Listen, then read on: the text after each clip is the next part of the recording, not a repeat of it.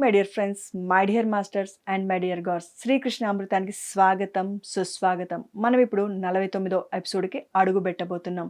మరి ఇటువంటి గొప్ప ధ్యాన జ్ఞాన మార్గాన్ని అందించినటువంటి బ్రహ్మర్షి పితా పత్రిజీ గారికి, పత్రి మేడం గారికి, సదానంద గారికి కృతజ్ఞతలు చెప్పుకుంటూ, భగవద్గీతకు శ్రీకృష్ణ అమృతానికి కృతజ్ఞతలు చెప్పుకుంటూ అద్భుతమైనటువంటి మనము శ్లోకంలోకి అడుగు పెడదాం. భగవద్గీత 3వ అధ్యాయము 37వ శ్లోకము. కామ ఏషా క్రోధ ఏషః రజో గుణ సముద్భవః మహాశనో మహాపాప్మా విద్యేన మిహ వైరిణం. పలకండి, ఒక్కొక్క పదం చిన్నగా పలికిస్తాను. My dear masters, my dear friends and my dear gods. కామ ఏషా క్రోధ ఏషః రజో గుణ సముద్భవః మహాశనో మహాపాప్మా విద్యేన మిహ వైరిణం. తాత్పర్యమనగా రజోగుణం వల్ల కలిగే కామమే క్రోధము. కామము అంటే కోరిక అని గుర్తుపెట్టుకోవాలి my dear friends, my dear masters. ఇది ఎంత మాత్రము తృప్తి చెందనివ్వదు. ఇది మహాపాపి. అంటే కోరిక అనేది ఎంత చక్కగా వర్ణించారు చూడండి. ఇది ఎంత మాత్రము తృప్తి చెందనిది. కరెక్టే కదా. కోరిక ఒకటి తీరగానే ఇంకొకటి అంతకన్నా ఒకటి తీరగానే ఇంకొకటి, ఇది కాక ఇంకా ఏమో అని చిన్నతనం నుంచి ఇప్పటి వరకు మనసు ఎన్ని కోరింటుంది. ఎన్ని తీరినా ఇంకా కోరుతూనే ఉందా లేదా, అది మనం తెలుసుకోవాల్సినది. ఇది ఎంత మాత్రము తృప్తి చెందదనడానికి ఇదే ఒక ఉదాహరణ. చిన్నతనం నుంచి ఇంతటి వరకు ఎన్నో కోరికలు నెరవేరినప్పటికీ ఇంకా కోరుతూనే ఉంది అంటే తృప్తి చెందలేదనే కదా అర్థము. ఇది మహాపాపి. కోరిక ఎలాంటిది? మహాపాపి. ఈ సందర్భంలో దీనిని శత్రువు అని కూడా తెలుసుకో. అంటే మన పతనానికి కోరికనే కారణము. అంటే మన పతనానికి ఎవరో ఒక వ్యక్తి కాదు కారణము, మన మనసులో ఉదయించే కోరికలే కారణము అని చెప్పగానే శ్రీకృష్ణ పరమాత్మ చెప్తున్నాడు. అంటే కోరిక అంటే శత్రువు, అది మహాపాపి అని చెప్పడం జరిగింది. మరి చాలా వరకు కూడా చెప్తారు, కోరికలు హద్దు పద్దు ఉండదు, తృప్తి చెందనివ్వవు, ఉన్న దాంతో సంతృప్తిగా నివ్వనియ్యదు. పరాయి వారిని చూసి నీలో ఉన్నటువంటి ఏవైతే నీకు లభించింటాయో, అనాయచితంగా నీ దగ్గర ఏదైతే ఉంటుందో, నీ కర్మానుసారం నీకేదైతే భగవంతుడు ప్రాప్తించింటాడో వాటితో నువ్వు తృప్తిగా ఉండవు, ఆత్మజ్ఞానం లేనందువల్లనే. మరి ధ్యాన వివరణ. అన్ని గుణాల్లోనూ రజోగుణం మహాపాపభూయిష్టమైనది. అన్ని గుణాల్లో తమోగుణం, రజోగుణం, సత్వగుణం, శుద్ధ సత్వగుణం, నిర్గుణాల్లో అతి పాపభూయిష్టమేది అంటే రజోగుణము, మహాపాపభూయిష్టమైనది. తమోగుణం వల్ల ఎవరికి నష్టం లేదు. బద్ధకస్తుడిగా పడుంటాడు, ఏ పని చెప్పినా పెద్దగా పోస్ట్ పోన్ చేస్తాడు. తనకి ఇక్కడ తీసేసి వస్తూ అక్కడ పెట్టడం ఇష్టం ఉండదు, ఇక్కడ నుంచి అక్కడ వెళ్ళి కూర్చోవడం ఇష్టం ఉండదు, ఈ ఊరు నుంచి ఇంకొక ఊరికి పోవడం ఇష్టం ఉండదు, తన శరీరాన్ని కదిలించడానికి ఇష్టం ఉండదు. తమోగుణం శరీరానికి సంబంధించినది, తనువుకు సంబంధించినది. చెవులతో వినడానికి కష్టం, నోటితో మాట్లాడడానికి కూడా కష్టం అన్నంత బద్ధకస్తుడు ఉంటాడు తమోగుణం అంటే. అంత ఆషామాషి కాదు. తమోగుణము మొదటి జన్మల్లో 1, 2, 3, 5 జన్మల్లో చూసుకుంటే అసలు నోరు తెరిచి సమాధానం చెప్పడానికి కూడా బద్ధకస్తుడు. అటువంటి స్థితిలో ఉంటాడు తమోగుణం. మరి దానివల్ల ఎవరికి నష్టం లేదు, అతనికి నష్టము. మరి అన్ని గుణాల్లో రజోగుణము మహాపాపభూయిష్టం. ఏంటంటే వీడి కోరికల కోసము తన చుట్టూ ఉన్న వాళ్ళని ఎటువంటి అన్యాయానికైనా, మోసానికైనా, దుర్మార్గానికైనా, వారిని కష్టంలోనైనా పడేసి, వారిని ఆపదలోనైనా పారేసి తన కోరిక తాను తీర్చుకుంటాడు.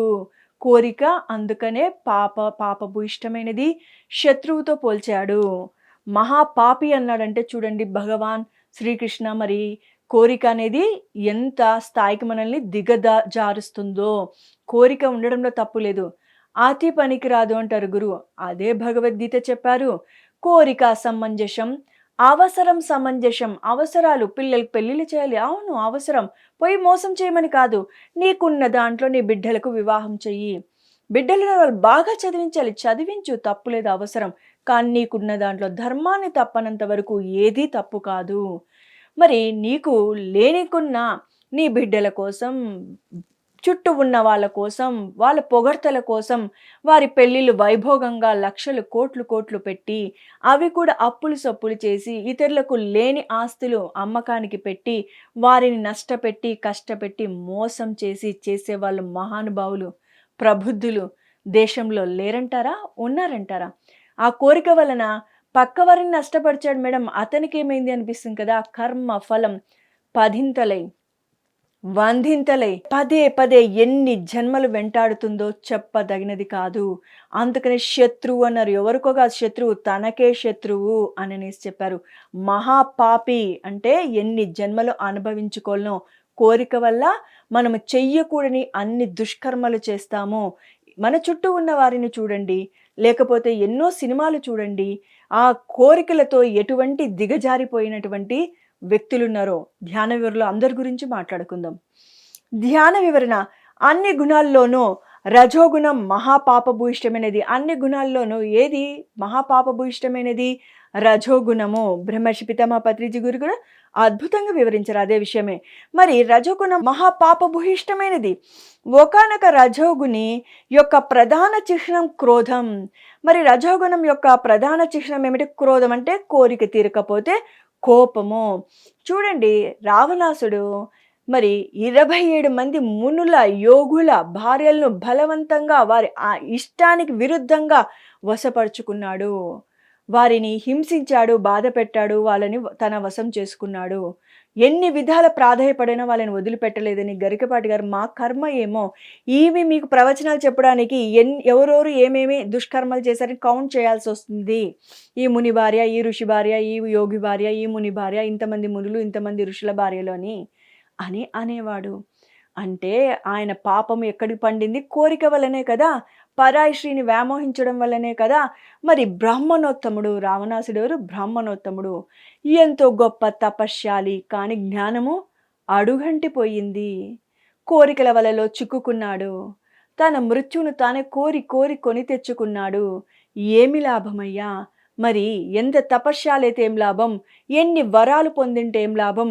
పంచభూతాలే తన హస్తగతం, నవగ్రహాలే తన హస్తగతం, సమస్త లోకాలే తనకు సలాం కొట్టాయి. కానీ నువ్వు పరాయి స్త్రీని వ్యామోహించడం నీకు తెచ్చిపెట్టుకునేటువంటి పెద్ద ముప్పు అయిపోయింది. అంటే కోరికలు అతి అయిపోయినాయి. ఎంత వరం ఉన్నప్పటికీ అది కళ్ళు ఉండవలసిన చోటనే ఉండాలి. తలకెక్కాయా మన నాశనాన్ని మనమే కోరుకున్నట్టు. ఈ విషయాలన్నీ మనం ప్రాపంచికంగా కూడా ఎన్నో పేపర్లలో అన్ని చోట్ల చదువుతూ ఉంటాము. సలక్షమైన భార్య ఉన్నప్పటికీ, కుటుంబం ఉన్నప్పటికీ, మంచి వర్షంలో పుట్టినప్పటికీ చెయ్యకూడని తన కింద పని చేస్తున్న శ్రీమూర్తులను కావచ్చు, నమ్మి వచ్చిన శ్రీమూర్తులను కావచ్చు, ఆపదలో పాడేసిన ప్రబుద్ధులు ఎంతోమంది ఉన్నారు. దానికి కారణం కోరిక.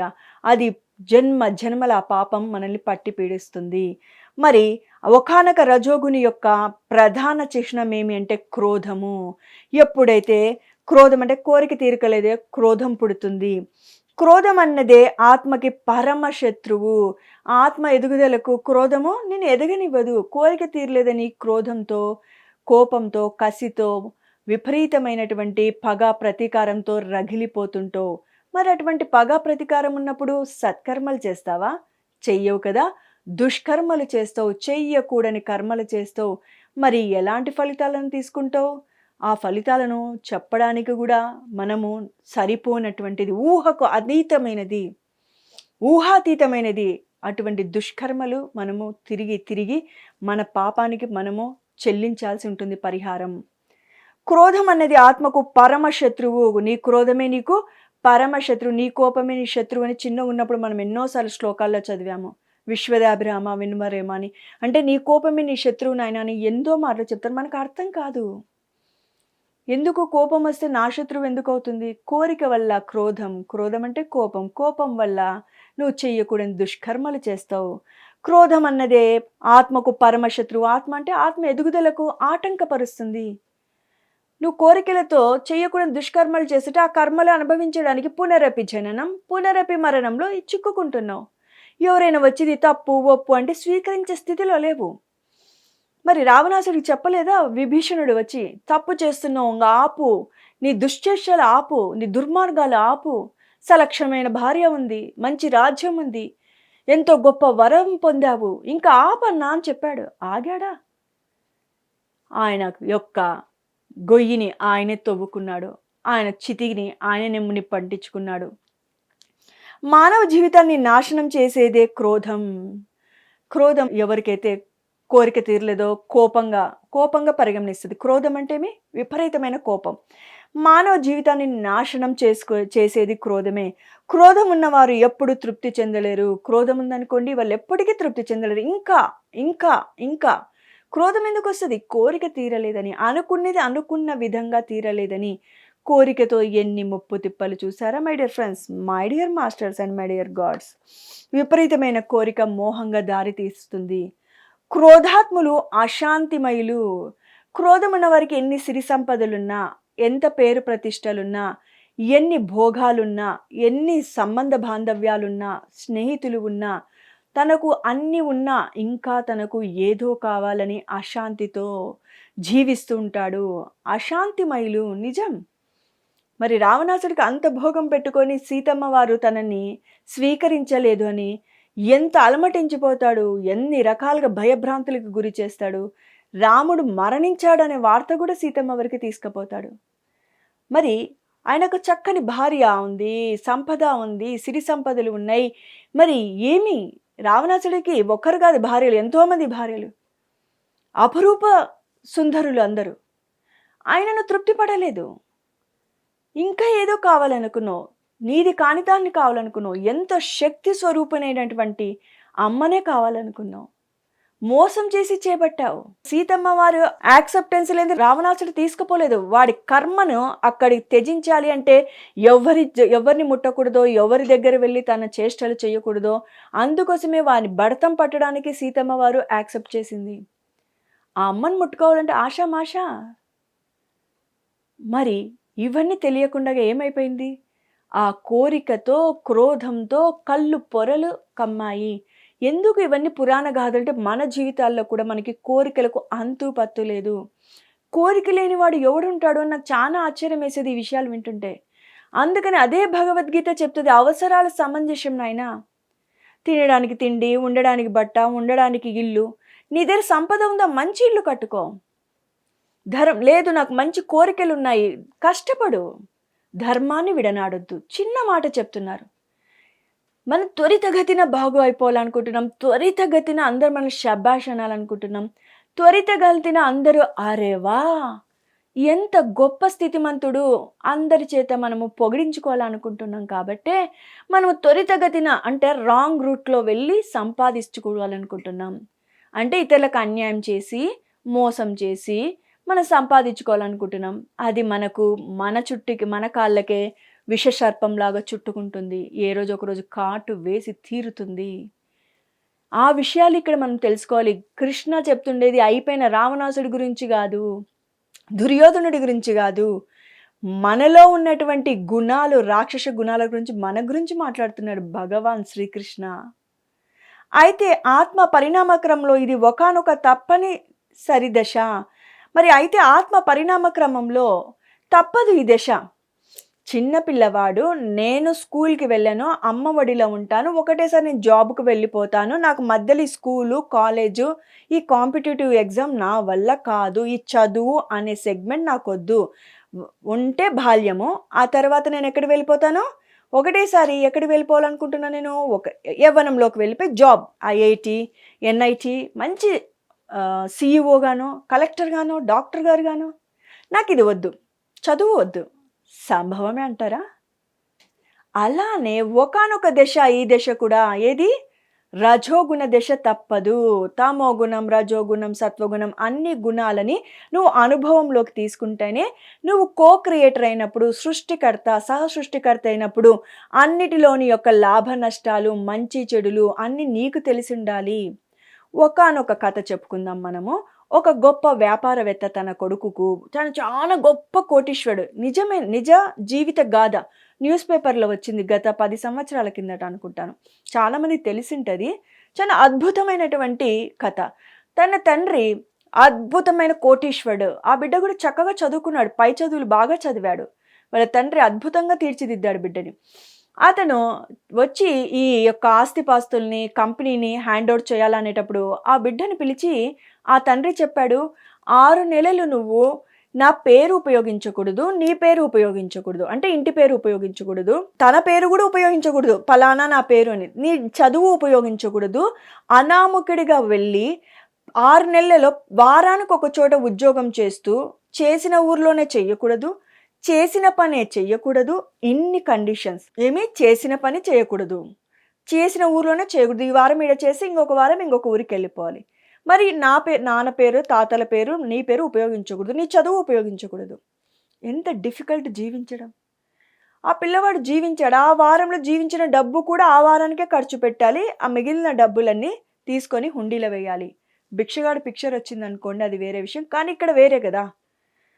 ఈడ టోటల్ డిఫరెంట్. అనేసి చెప్తే ఆ అబ్బాయి 6 నెలలు రకరకాల చోట్ల చాలా ఇబ్బంది పడ్డాడు. అంత ఈజీ కాదు. తను చదివిన చదువు వేరే, తనకు వచ్చేదేముంటాయి పెట్రోల్ పోయడమో, హోటల్‌లో క్లీన్ చేయడమో, స్లీపర్ పని చేయడమో.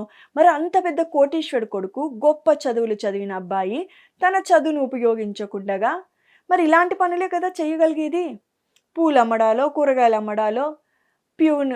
ప్యూన్ అంటే కూడా ఎవరిస్తారు? ఒక వారమే కదా ఈయన చేయిస్తానని చెప్పేది కూడా.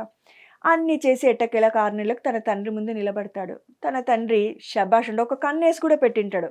ఒక ఇద్దరు ముగ్గురిని పెట్టింటాడు. ఈ అబ్బాయి ఏం చేస్తున్నాడు? ఎవరైనా ఈయనకు సహాయం చేస్తున్నాడా? తన ఫ్రెండ్స్ సహాయం తీసుకొని ఎలాగనో అలాగా బతికి నా దగ్గరికొస్తాడా?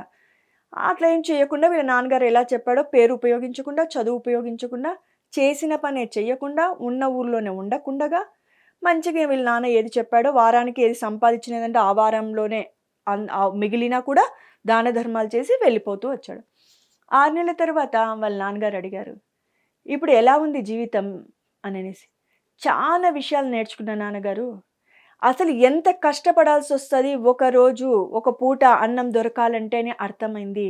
నా కింద ఎంప్లాయీస్‌ని నేను ఎలా చూసుకోగలనో నాకు అర్థమైంది" అని చెప్పాడంట.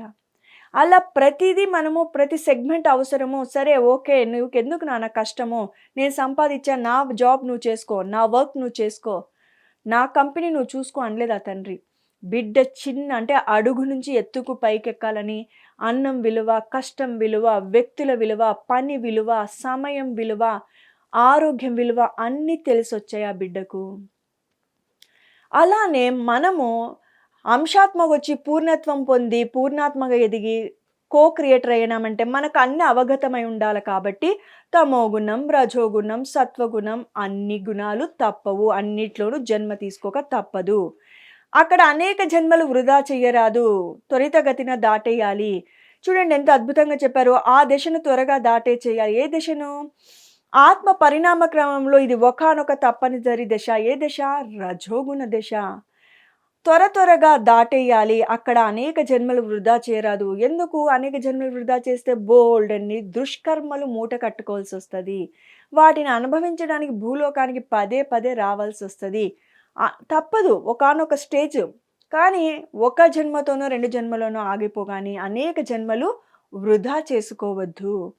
త్వరితగతిన దాటేయాలి. అక్కడ అనేక జన్మలు వృధా చెయ్యరాదు.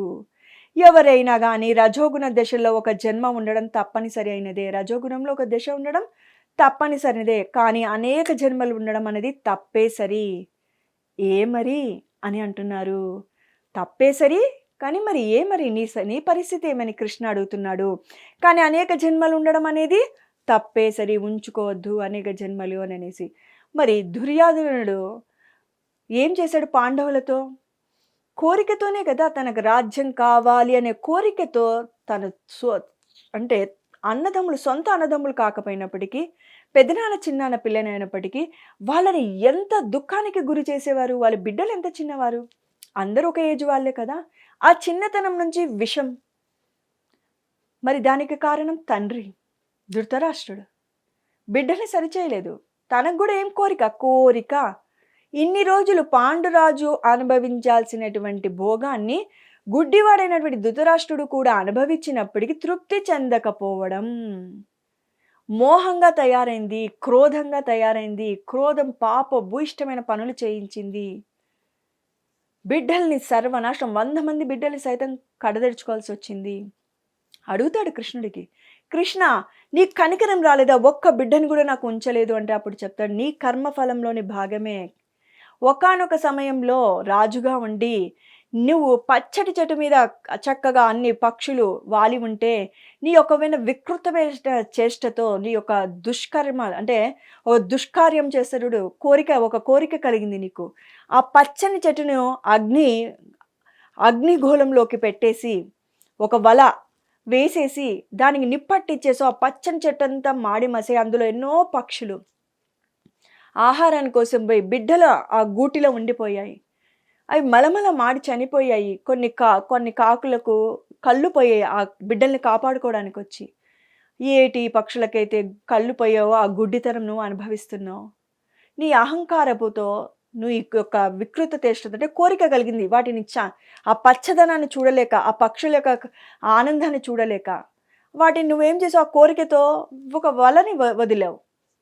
ఆ వలతో నిప్పంటించావు ఆ చెట్టు ఎక్కడ ఏవి పారిపోకుండాగా. అప్పుడు ఏమైపోయింది, అందులో ఉండే పక్షి పిల్లలన్నీ చనిపోయినాయి. అందుకనంటే ఎంత పుణ్యం చేసింటే నాకు 100 మంది పిల్లలు పుట్టింటారు, నువ్వు అంత చెప్తున్నావు నేను పాపం చేశానంటే 100 మంది అంటే నువ్వు ఈ కర్మ అనుభవించడం కోసం, పాపాన్ని అనుభవించడం కోసం 60 జన్మలు ఎత్తి 60 జన్మల్లో ఎంతో మంచి పనులు చేసి 100 మంది పిల్లలు పుట్టే యొక్క పుణ్యాన్ని సంపాదించి పాపాన్ని అనుభవించావు అని చెప్తాడు కృష్ణ. చూసారా ఎంత నష్టపోవాల్సి వస్తుందో. మరి ఒక జన్మలు ఆపుకుందామా, చాలా జన్మలు తీసుకుందామా? మరి దీనినే తెలుసుకోవాలి. హిరణ్యకశిపుడు తన అహంకారంతో, మరి ప్రహ్లాదుడు తన చిన్న బిడ్డ అయినప్పటికీ కళ్ళు మిన్ను కారకుండగా నారాయణుడి మీద విడుచుకుపడ్డాడు, తను మృత్యువాత పడ్డాడు.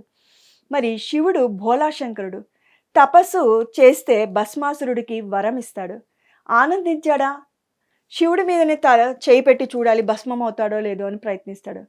మరి కోరావు ఎక్కడ ఏది నేను చేయి పెట్టినా భస్మం అయిపోవాలి అని. మరి ఏమైపోయింది? లాస్ట్కు ఇచ్చిన వాడి మీదనే చేయి పెట్టాలనుకున్నాం. మరి ఏం చేసి మోహిని వేషంలో నారాయణుడు వచ్చి మరి ఆ భస్మాసుడి చేతిని తన చేతి మీద తన మీద పెట్టుకుంటాడు. తన కోరికే తన శత్రువు అయింది. అంతే కదా. మరి నువ్వు ఇచ్చినది రైట్ రాంగో చూడాలి శివ అన్నాడు. సరే అని అనగలడా? తప్పించుకొని ఏదో చెట్టు త్వరలో పోయి దాపెట్టుకుంటాడు ఆయన. పాపం ఆయన ఇచ్చిన వరమే ఆయనకు శాపం అవ్వడం. మరి వీడికి ఏమైపోయింది భస్మాసురుడికి? మరి మోహిని వచ్చి ఆటపాట చూపించి మైమర్పించి తన చేతి మీద పెట్టిస్తుంది, తన తల మీద పెట్టిస్తుంది. చూసారా, తన కోరికే తన నాశనానికి అయింది. మరి ఇవన్నీ గాథలు ఉండేది మనల్ని సరి అయిన మార్గంలోకి పెట్టడానికి. వేదాలు, ఉపనిషత్తులు, పురాణాలు, ఉపపురాణాలు ఇవన్నీ గాథలు ఉండేది మనల్ని సరి అయిన విధానంలో, మన జీవన విధానంలో మార్పులు చేర్పులు తేవడానికి. కథలుగా చెప్పుకొని ఆనందించి ఎవరు మంచి ఎవరు చెడు అని మనకు తోచింది మాట్లాడడానికి కాదు. మంచిని చూసి మన జీవితంలో అట్టి పెట్టుకోవాలి, చెడుని చూసి ఇలా ఉంటే ఇలా జరుగుతుంది అనే అవగాహనకు కలగాలి. మరి కోరిక వల్ల రావణాసుని చూసాం, దుర్యోధుని చూసాం, శకుని చూసాం. శకును చేసినటువంటి కోరికల వల్లనే కదా తన చెల్లి కొడుకులు బాగా రాజ్యం అనుభవించాలి, రాజులు కావాలనే కదా. వీళ్ళ యొక్క దుష్కోరికల వల్లనే వారి యొక్క కర్మకు, వారి యొక్క మరణాలకు వాళ్ళే మూలనమయ్యారు. ఇవన్నీ తెలుసుకొని కోరిక అసమంజసం, అవసరం సమంజసం. కోరికలు అంటే రజోగుణంలో ఉన్నప్పుడు కోరికలు అధికం ఉంటాయి. ఆ కోరికలు క్రోధంగా దారితీస్తుంది. ఆ క్రోధంతో చెయ్యకూడని దుష్కర్మలు చేస్తావు, ఎన్నో జన్మలు ఎత్తవలసి వస్తుంది. ఒక జన్మలోనే బయటపడు అని చెప్తున్నారు. ఎంత అద్భుతమైన లైన్ ఎండింగ్ చేశారు. మరి ఎవరైనా కానీ రజోగుణ దశలో అనేక జన్మలు ఉండడం తప్పనిసరి అయినదే, కానీ అనేక జన్మలు ఉండడం అనేది తప్పే సరియే. మరి అందుకని జన్మలు నువ్వు సరి చేసుకో. అక్కడ అనేక జన్మలు వృధా చెయ్యరాదు. ఎక్కడ రజోగుణంలో అనేక జన్మలు వృధా చెయ్యొద్దు. ఎవరికైనా కానీ రజోగుణ దశలో ఒక్క జన్మ ఉండడం తప్పనిసరి. ఒక జన్మ మాత్రం గ్యారెంటీ. నువ్వు కోరికలు కోరి అధిక జన్మలు చేసుకొని కర్మలు అనుభవిస్తున్నావు. అనేక జన్మలు ఉండడం అనేది తప్పే సరి, తప్పు. మరి అంటున్నాడు శ్రీకృష్ణ పరమాత్మ. కళ్ళు తెరవవయ్యా అంటున్నాడు. మరి ఇటువంటి అద్భుతమైన విషయాలు తెలుసుకోవాలంటే శ్రీకృష్ణామృతం పిఎంసి ఛానల్లో సోమ మంగళ బుధవారాల్లో వస్తుంది. ఖచ్చితంగా వీక్షించండి. మరి ఇటువంటి అవకాశం ఇచ్చినటువంటి బ్రహ్మర్షి పితామహ పత్రిజీ గారికి, పిఎంసి ఛానల్ వారికి కృతజ్ఞతలు చెప్పుకుంటూ ఇంకొక అద్భుతమైన సెగ్మెంట్లో మిమ్మల్ని అందరినీ కలుసుకుంటాం. Okay my dear friends, my dear masters and my dear gods. శ్రీకృష్ణామృత కార్యక్రమంలో ఒక చిన్న విరామం.